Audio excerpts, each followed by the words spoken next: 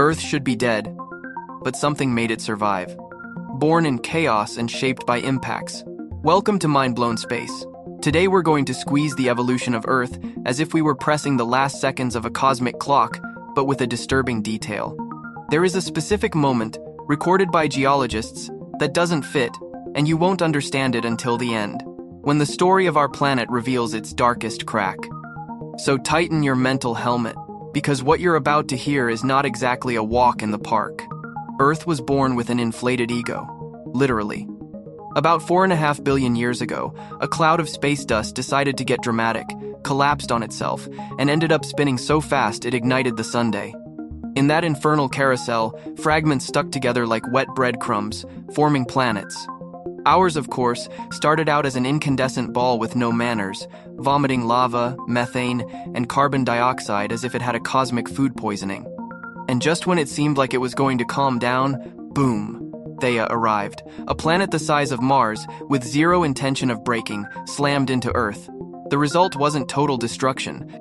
No, it was a brutal spectacle of applied physics. Giant chunks went flying and, for some absurd reason, ended up forming the moon. Very elegant for a planet that didn't even have oceans yet. The first billions of years were like a volcanic adolescence, explosive, dangerous, and completely unpredictable. Showers of asteroids, oceans in vapor mode, and an atmosphere more toxic than a conspiracy forum. But surprisingly, Earth survived.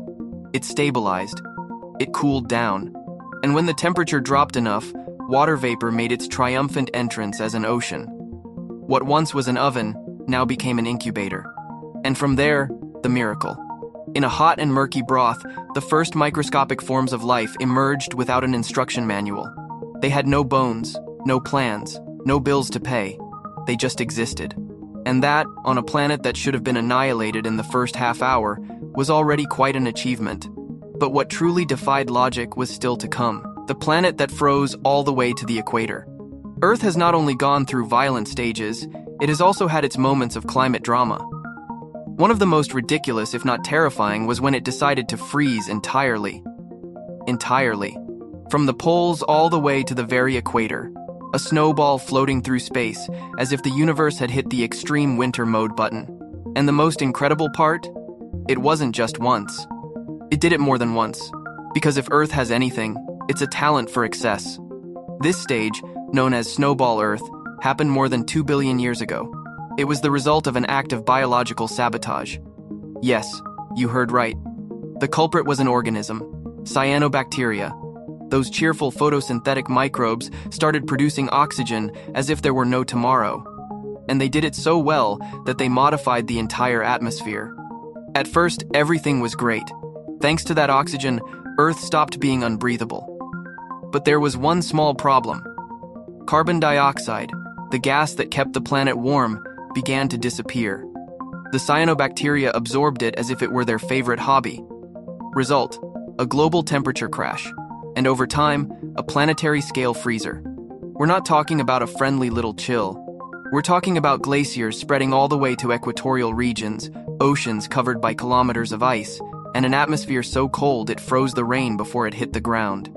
If someone tries to sell you the idea that modern climate change is the worst Earth has ever experienced, remind them that back then, the planet willingly locked itself in the freezer for millions of years. And life? Well, against all odds, it didn't disappear.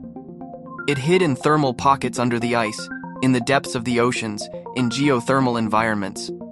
The organisms that survived were basically the Bruce Willis of the Precambrian. They endured the unendurable and kept going as if nothing had happened.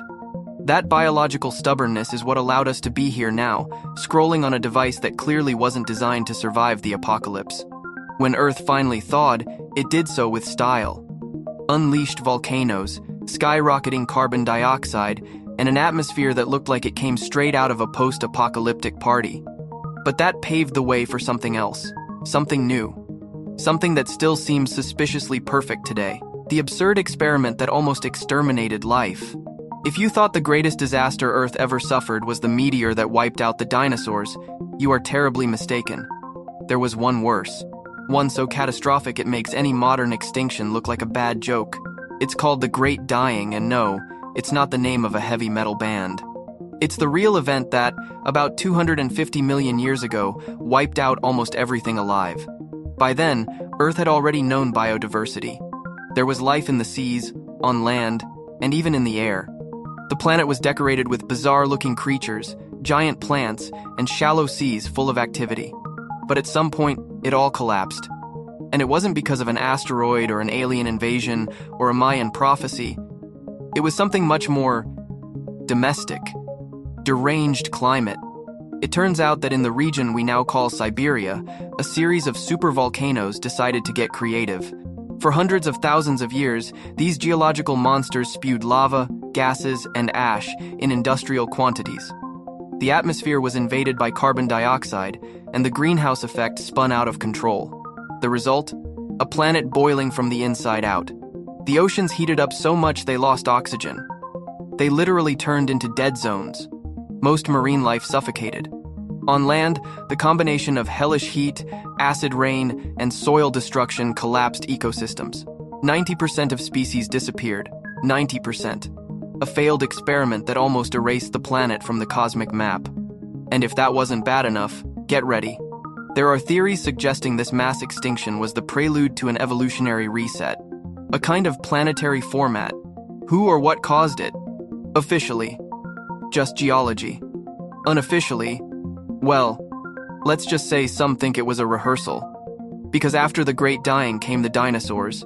And not by chance. It was as if someone had wiped the slate clean to start a new drawing. And what if the history of life on Earth were riddled with these carefully programmed resets? What if each extinction were less a tragedy and more an update? There's only a little left before revealing the event that should never have happened. The impossible moment that changed all of history. There are events that leave a mark. And then there's this, an event that should never have happened. One that defies the laws of probability, evolutionary logic, and to be honest, even common sense. A twist so absurd in Earth's history that it only has two possible explanations. Either the universe is playing dice, or someone is loading them. About 66 million years ago, an asteroid the size of a city slammed into Earth in what we now know as the Yucatan Peninsula. So far, it all sounds like your typical space catastrophe. But what isn't said so easily is this. That asteroid hit the exact spot, at the exact angle, and at the exact moment to guarantee the mass extinction of the dinosaurs. A few minutes earlier or later, a few kilometers north or south, and the dinosaurs would have survived. Mammals, those small, furry creatures that barely peeked out from the shadows, would have kept hiding while tyrannosaurs ruled for another 50 million years. There would be no Homo sapiens, no civilization, no history, and certainly no one wondering if this was just a coincidence. The impact zone, rich in sulfur compounds, released a toxic cloud that covered the planet for years. The sun went dark, photosynthesis collapsed, the atmosphere cooled. It was a perfect chain of cataclysms designed with almost insulting precision. And the result was the extinction of the great reptiles and the rise of the mammals. Some scientists call it evolutionary luck. Others prefer not to think too much about it. But the uncomfortable truth is this. That impact not only eliminated the dominant species, it cleared the way for a new line of life. For you, for me, for all of us. An event that reads like an intervention. And here we are now, 8 billion humans, thinking we are the center of the universe, when in reality, all of this could have been triggered by an anomaly, or by an invisible hand. Coincidence? Intervention? A glitch in the programming? Maybe the universe won't give us that answer. But if this journey through time left you with more questions than answers, then you've understood the purpose of Mind-Blown Space. Subscribe, and join those who no longer believe in the official versions. The universe is starting to speak. You just need to know how to listen.